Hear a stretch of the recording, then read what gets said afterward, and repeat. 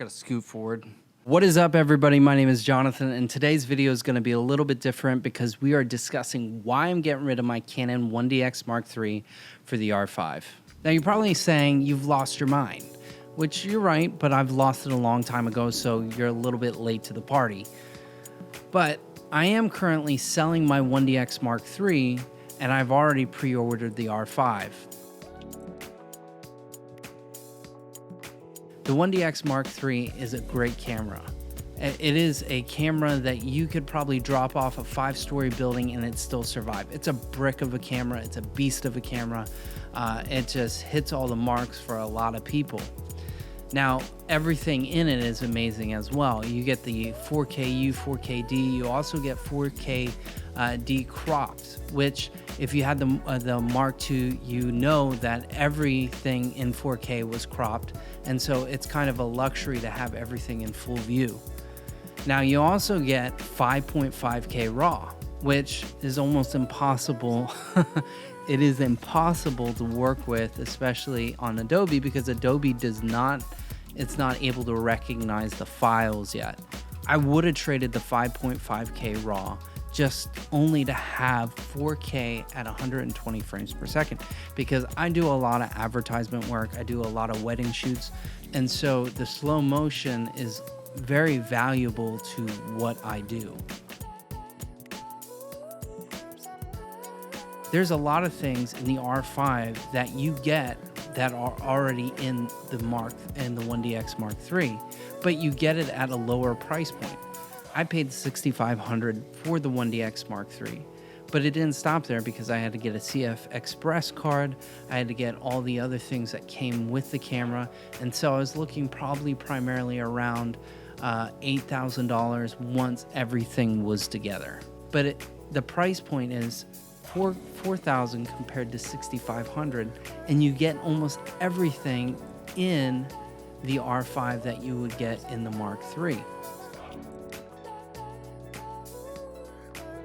You also get in-body stabilization, which is a great thing to have. IBIS is one of the greatest things to have because then I don't have to lug around my Ronin everywhere I go, which is a terrific thing to do because I feel like after a wedding shoot or after an advertisement, or if I'm doing something for a business, my back is killing me by the end of the day. So it's kind of nice to have that freedom to just be able to take the camera on the go and shoot guerrilla style without worrying about the shakiness of the camera.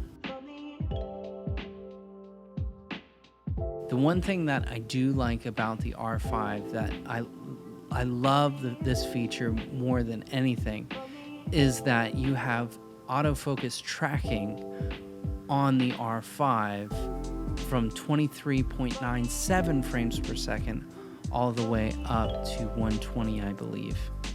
You didn't have that in the Mark III. After you reach 60 frames, 4K, 60 frames per second, you lost all functionality of autofocus whatsoever. And you're probably saying, well, if you're a good cameraman, you could manually focus on the fly. You don't need autofocus. Well, I guess I'm not a great cameraman.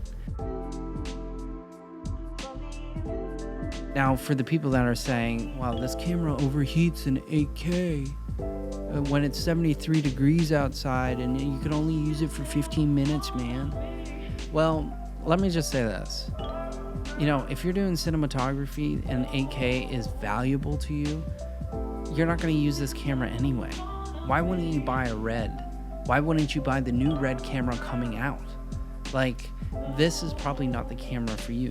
Or get the 1DX Mark III. I mean, but the thing is, like, if you're planning on shooting in a long time in 8K, this is definitely not the camera for you. This was not made for you. Even though it's a professional camera, it's not made for you.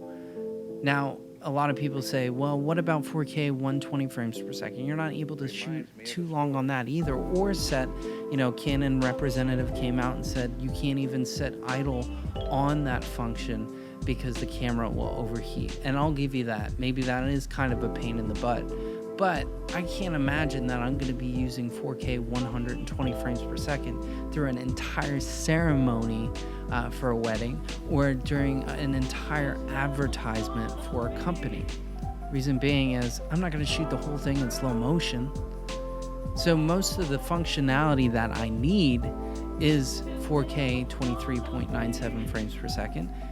And then I'll use the other functions, the other frames per second, when I need special shots like that are going to be in slow motion, or maybe I will have those moments where I shoot in an 8K and I downscale. I hope that this helps you guys, especially if you're thinking about switching over to the R5 from whatever you got. I hope that this gives you some peace of mind. And I hope that anybody that I've changed your mind, I hope that this helps you out in the long run. And let me know what your guys' thoughts are about the R5. I'd love to hear some outside perspectives, because honestly, you have different perspectives than I do, and they're just as valuable. So I will see you guys in the next episode. If you guys would like, hit that subscribe button, and I'll have more content like this coming up.